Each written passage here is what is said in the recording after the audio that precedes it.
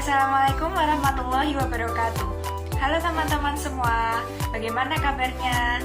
Perkenalkan, nama saya Vesya Amalia Putri dengan NIM K33200033, mahasiswi Pendidikan Kimia FKIP UNS tahun 2020.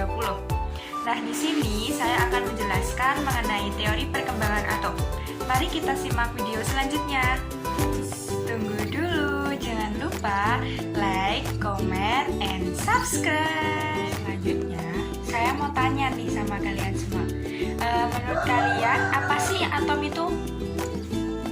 Nah, di sini saya akan menjelaskan apa itu atom. Atom, menurut pengertiannya, atom sendiri berasal dari kata dalam bahasa Yunani yang memiliki arti tidak bisa dibagi.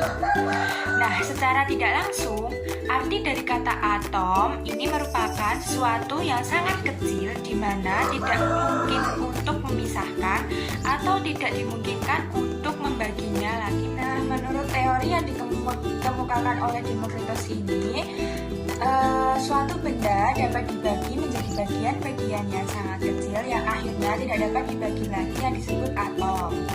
Selain itu, menurut Demokritos, atom sepenuhnya itu padat dan tidak memiliki struktur internal, serta ada ruang kosong antar atom untuk memberikan ruang untuk pergerakannya, seperti pergerakan dalam air dan udara, atau fleksibilitas benda padat.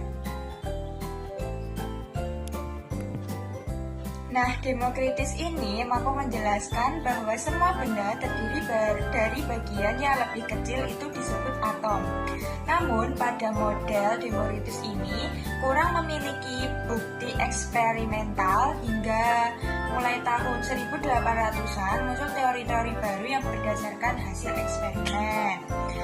Nah, teori-teori baru ini kita jelaskan pada yang kedua, yaitu teori atom John Dalton.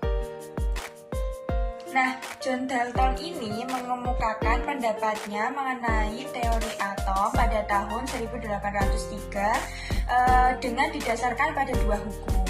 Yang pertama yaitu hukum kekekalan massa atau hukum Lavoisier, dan yang kedua yaitu hukum susunan tetap atau hukum Peirce. Nah, pada hukum Lavoisier ini menyatakan bahwa massa total zat-zat sebelum reaksi akan selalu sama dengan massa total zat-zat hasil reaksi. Sedangkan hukum Peirce menyatakan bahwa perbandingan massa-massa unsur dalam suatu senyawa selalu tetap. Nah, dari kedua hukum tersebut,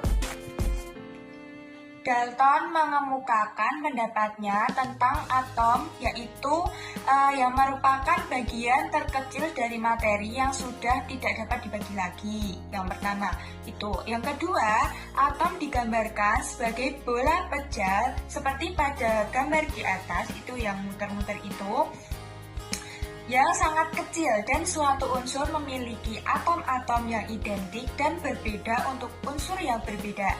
Selanjutnya, atom-atom itu bergabung membentuk suatu senyawa dengan perbandingan bilangan bulat dan sederhana. Nah, misalnya air terdiri dari atom-atom hidrogen dan atom-atom oksigen. Ya, selanjutnya yaitu reaksi kimia yang merupakan pemisahan atau penggabungan atau penyusunan kembali dari atom-atom sehingga atom tidak dapat diciptakan atau dimusnahkan. Nah, walaupun teori Dalton ini ya sudah cukup bagus ya, tapi teori ini juga mempunyai kelebihan dan kekurangan.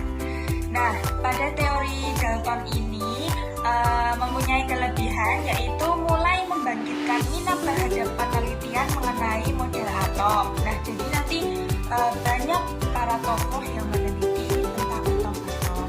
Nah, oke guys, selanjutnya yaitu yang ketiga, Thomson pada tahun 1897.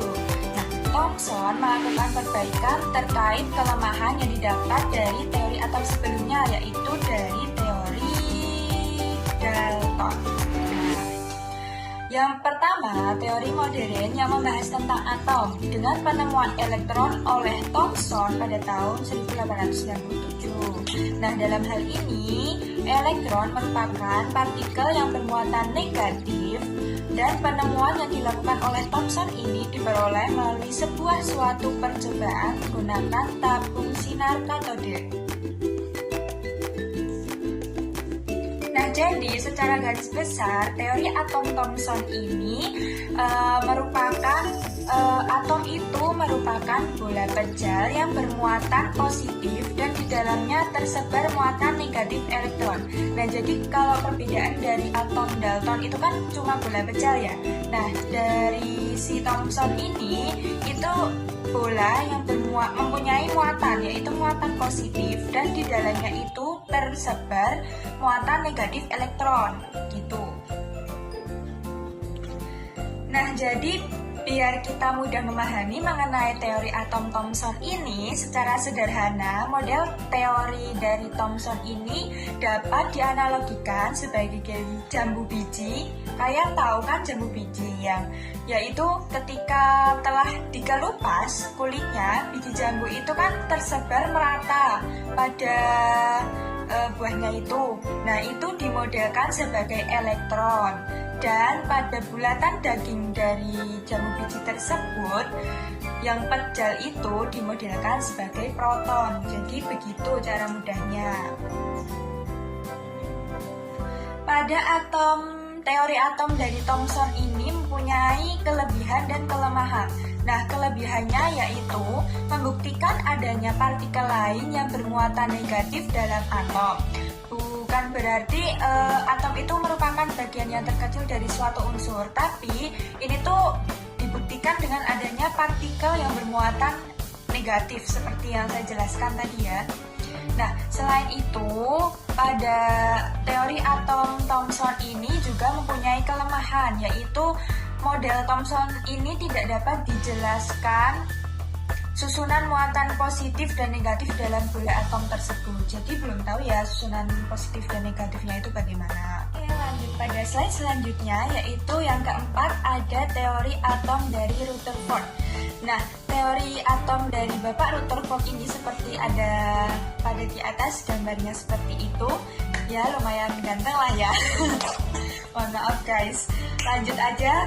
Nah, teori pada atom Rutherford ini didasarkan pada eksperimen dengan melakukan penembakan pada partikel alfa terhadap sebuah lempengan emas. Nah, atom itu merupakan sebuah bola pejal yang bermuatan positif. Jika dikenai partikel alfa akan dipantulkan atau dibelokkan. Nah, Rutherford ini melakukan percobaan pada sinar tadi itu pada tahun 1910. Nah, ternyata dalam percobaan Rutherford ini, Rutherford itu menjelaskan bahwa atom itu bukan merupakan bola pejal karena hampir semua partikel alfa itu diteruskan. Nah, jika lempeng emas tersebut dianggap sebagai satu lapisan atom-atom emas, maka di dalam atom emas terdapat partikel yang sangat kecil yang bermuatan positif. Nah, partikel tersebut merupakan partikel yang menyusun suatu inti atom berdasarkan fakta bahwa 1 dari 20.000 partikel alfa akan dibelokkan. Bila perbandingannya 1:20.000 merupakan perbandingan diameternya, maka didapatkan ukuran inti atom yaitu kira-kira 10.000 lebih kecil daripada ukuran atom keseluruhannya gitu. Nah, pada teori atom Rutherford ini ya sedikit menyempurnakan dari teori atom Thomson ya guys. Jadi teori dari Rutherford ini atom itu terdiri dari suatu inti atom yang sangat kecil dan bermuatan positif. Nah, jadi intinya itu bermuatan positif, lalu dikelilingi oleh elektron yang bermuatan negatif. Jadi intinya itu dikelilingi sebuah elektron yang bermuatan negatif. Jadi sedikit ada penyempurnaan dari teori sebelumnya, teorinya Thomson gitu.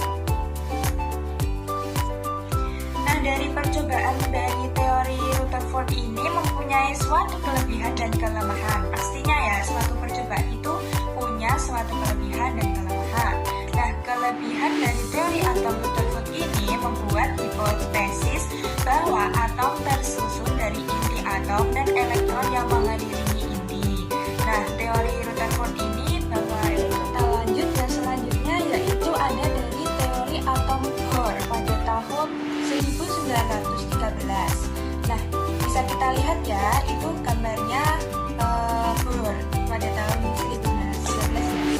Nah, atom ini digambarkan dengan bola pejal yang sangat kecil dengan kesimpulan bahwa suatu unsur memiliki atom-atom identik dan berbeda untuk unsur yang berbeda pula. Nah, teori atom Bohr itu seperti yang ada pada gambar di samping. Teori atom Bohr digambarkan seperti sebuah tata surya mini. Berdasarkan teori ini, maka elektron yang mengelilingi atom pada lintasan tertentu yang dinamakan dengan kulit elektron.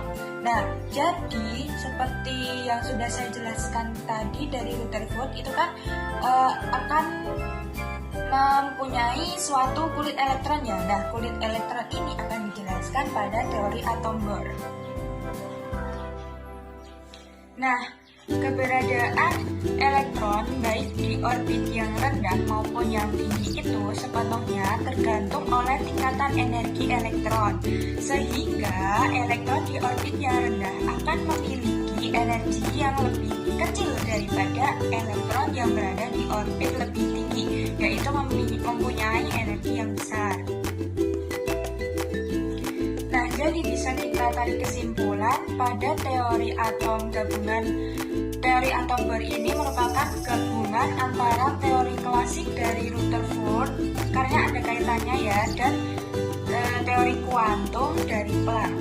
Dan secara garis besar Bohr mengemukakan model atomnya itu sebagai berikut. Oke, saya jelaskan dulu.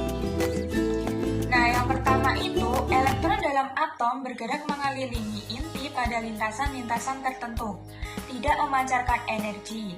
Nah, lintasan-lintasan elektron itu disebut kulit atau tingkat energi elektron. Nah, yang kedua, elektron ini dapat berpindah dari satu lintasan ke lintasan yang lain. Perpindahan elektron dari tingkat energi dari energi tinggi ke rendah itu disertai dengan pemancaran energi. Sedangkan perpindahan elektron dari tingkat energi rendah ke tinggi itu disertai dengan penyerapan energi. Nah, yang selanjutnya nih, elektron itu yang bergerak pada lintasan. Kita lanjut ke slide berikutnya, yang keenam, yaitu ada teori atom modern. Nah, teori atom modern ini seperti pada gambar, itu tuh merupakan teori penyempurnaan dari beberapa tokoh ilmu atom ya guys. Jadi teori atom ini berkembang pada tahun 1924. Nah, dalam hal ini ada tokoh Prancis yang bernama Louis de Broglie yang menyempurnakan kelemahan dari teori atom yang dikemukakan oleh Bohr sebelumnya tadi ya.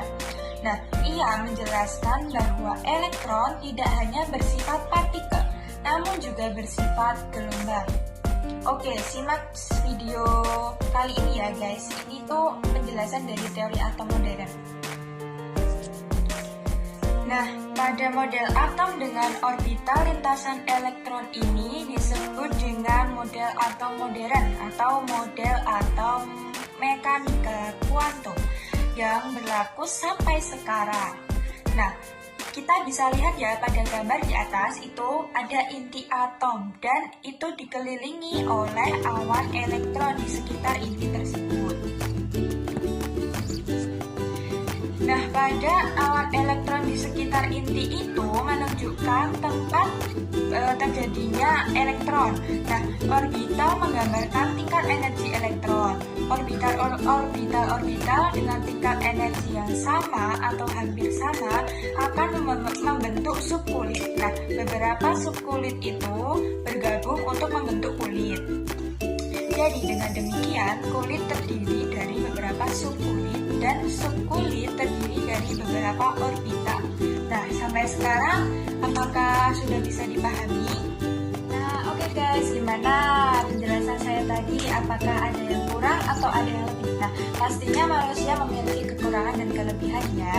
Nah, demikian penjelasan yang dapat saya sampaikan mengenai teori perkembangan atom yang sangat bermanfaat sampai sekarang. Nah, semoga penjelasan-penjelasan saya ini dapat bermanfaat di kemudian hari. Nah, sekian dari saya. Sebentar. Ada yang mau lewat nih. Apa tuh? Kalian pada kepo ya? Nah, jadi kan kita kan kalau belajar ya, itu pasti punya sebuah motivasi. Nah, di sini saya juga punya dong suatu motivasi buat kalian. BTW, terima kasih ya sudah bisa menonton video saya sampai akhir. Nah, berikut ini ada sedikit motivasi dari saya.